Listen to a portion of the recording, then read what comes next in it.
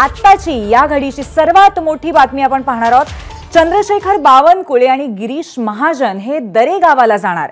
खास शॉपरने दोघंही उपमुख्यमंत्री एकनाथ शिंदेना भेटायला जाणार आहेत। एकनाथ शिंदे नाराज झाल्याच्या पुन्हा एकदा चर्चा आहेत। दोन्ही जिल्ह्यांचे पालकमंत्री रोखल्याच्या पार्श्वभूमीवरती बावनकुळे आणि महाजन भेट घेणार असं कळतंय।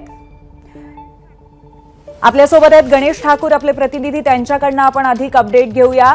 गणेश, पुन्हा एकदा एकनाथ शिंदे नाराज झाल्याच्या चर्चा आहेत, काय माहिती याबद्दल? अगदी बरोबर, आणि यासाठीच आता भाजपकडनं प्रयत्न सुरू आहेत। मुख्यमंत्री दावोसमध्ये आहेत, तर प्रदेश अध्यक्ष चंद्रशेखर बावनकुळे आणि गिरीश महाजन ज्यांच्या नाशिक इथल्या नियुक्ती संदर्भातली ही नाराजी शिवसेनेमध्ये आहे। कारण नाशिक जळगाव, गिरीश महाजन आणि रायगड या दोन्ही ठिकाणी, म्हणजे नाशिक आणि रायगड या दोन्ही ठिकाणी शिवसेनेनं दावा केला होता। मात्र गिरीश महाजन यांना नाशिक आणि अदिती तटकरे यांना रायगड दिल्यामुळं पक्षांतर्गत नाराजी आहे। स्वतः एकनाथ शिंदे नाराज असल्याचं बोललं जात आहे, म्हणून ते दरेगावात गेले। आज विशेष विमानानं तातडीनं बावनकुळे आणि गिरीश महाजन हे साताऱ्याला रवाना होणार आहेत। तिथे जाऊन एकनाथ शिंदेची भेट घेणार आहेत आणि त्यानंतर या संपूर्ण प्रकरणामध्ये काहीतरी तोडगा काढून हे वाद पुढे न जावं किंवा या वादाची ठिणगी महायुतीत न पडावी, या उद्देशानं ही भेट होणार आहे। आणि या भेटीनंतर काही एक सोल्युशन घेऊन या संदर्भातला महायुतीचे नेते समोर येतील असा विश्वास आहे। 4 दिवसांसाठी दरेगावात एकनाथ शिंदे गेल्यामुळे अनेक चर्चांना सुरुवात झाली। नाराज आहेत, पक्षांतर्गत नाराजी आहे आणि यामुळं आता हे कुठेतरी थांबवावं, यानं महायुतीला नुकसान होत आहे। आगामी निवडणुकीमध्ये देखील याचं नुकसान होऊ शकतो। समन्वय नसल्यामुळे किंवा समन्वय नसल्याच्या बातम्या आल्यामुळे महायुतीमध्ये अनेक प्रश्नचिन्ह निर्माण होत आहेत आणि या गोष्टी नाही झाल्या पाहिजेत, यासाठी स्वतः बावनकुळे आणि गिरीश महाजन हे एकनाथ शिंदे यांना भेटण्यासाठी सातारा दरेगाव इथं रवाना होत आहेत। गणेश, कुठेतरी आणि ही जी नाराजी आहे किंवा ही जी रस्सीखेच पुन्हा एकदा सुरू आहे, त्याचा फायदा घेत विरोधकांकडनं सुद्धा काही इथे कानपिचक्या देण्याला सुरुवात झालेली आहे। जसं वडेट्टीवारांनी आता शिंदेंची गरज राहिली नाही अशा पद्धतीचे उल्लेख केलेत। सो कुठेतरी या सगळ्यामध्ये याही बाबतीमध्ये आणखीन नाराजी दूर करणं किंवा समजूत काढणं असे प्रयत्न होतील का?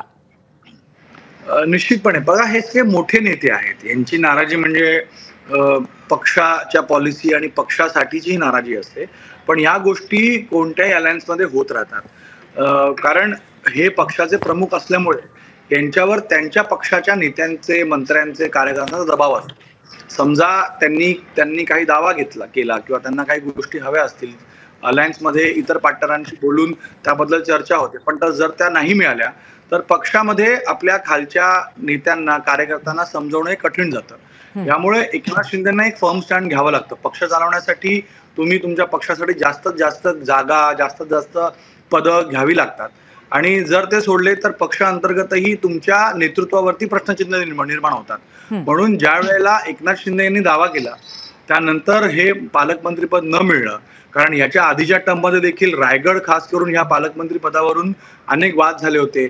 तिथे शिंदेचे 3 आमदार आहेत, महेंद्र थोरवे, भरत गोगावले, महेंद्र दळवी, तर अशा प्रकारे तिथे त्यांचा दावा त्यांनी केला होता। मात्र राष्ट्रवादीनं आणि ज्या प्रकारे अदिती तटकरे यांनी चांगलं काम केलेलं आहे, मागच्या टर्ममध्ये पालकमंत्रीपद त्यांना मिळालं, पहिल्या टर्ममध्ये कॅबिनेट राज्यमंत्रीपद मिळालं, पण जे लाडकी बहिणीचे इम्प्लिमेंटेशन होतं ते अदिती तटकरेने चांगल्यापैकी केलं, म्हणून त्यांना त्यांचा एक ड्यू म्हणून हे त्यांना दिलं गेलंय। आणि आता 5 वर्षांसाठी हे पालकमंत्री पद राहणार आहे आणि हे 5 वर्ष खूप क्लिअर असणार आहेत।